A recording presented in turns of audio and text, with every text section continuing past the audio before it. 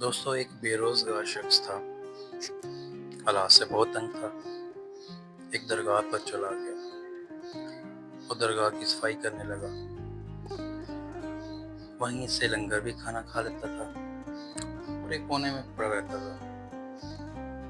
وقت گزرتا گیا اور اس شخص کی روٹین بن گئی تھی، ڈیلی صفائی کرنا، وہیں سے لنگر کھانا، پھر کہیں کسی کونے قدرے میں لیٹ جانا۔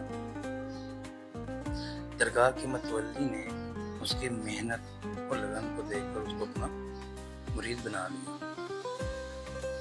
یہ سلسلہ ایسے چلتا رہا۔ کچھ عرصے بعد وہ متولی کا خاص الخاص مرید بن گیا، ایسا مرید کہ جس کو ہر راز اس کا مرشد بتانے لگا۔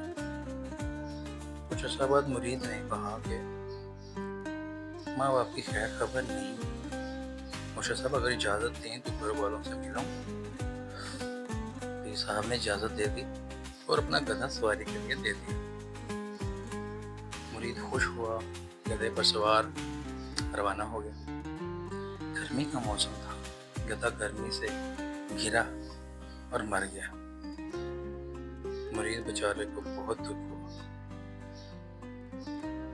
ایک پیر صاحب کے گدھے کے مرنے کا، دوسرا بقیہ سفر کے طے نہ ہونے کا۔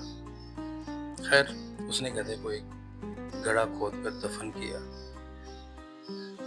اور تھک گیا، تھکن سے چور ہوا تو وہیں پہ سو گیا، اس گدھے کی قبر کے پاس۔ جب کچھ دیر کے بعد، کچھ ٹائم کے بعد اس کی آنکھ کھلی، دیکھتا ہے کہ اس گدھے کی قبر کے ساتھ کچھ رقم پڑی ہوئی ہے۔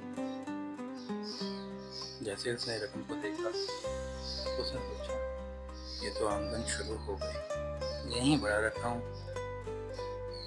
خیر، کچھ ٹائم گزرا۔ دوسری جانب جب مرید کافی عرصے واپس نہ آیا تو پیر صاحب کو اس کی پریشانی لاحق ہوئی۔ پیر صاحب نے ہم اپنے دیگر مریدوں کے اپنے خاص و خاص مرید تلاش کے لیے نکل پڑے۔ سفر کے دوران ایک نئے مزار پر نظر پڑی، سوچا سلام کرنا چاہیے اور کچھ دیر آرام کی۔ جیسے ہی پیر صاحب اپنے قافلے کے ساتھ مزار پر پہنچے تو کیا دیکھتے ہیں کہ وہی اپنا خاص متولی، وہ اپنا مرید اس درگاہ کا خاص متولی بنا ہوا ہے۔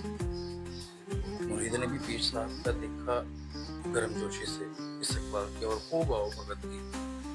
رات کو جب دونوں تنہائی میں بیٹھے تو پیر صاحب نے پوچھا، یہ بتاؤ اس مزار میں کون سی ہستی دفن ہے؟ مرید بولا، حضرت ہستی بستی کوئی نہیں، آپ کا گدھا دفن ہے۔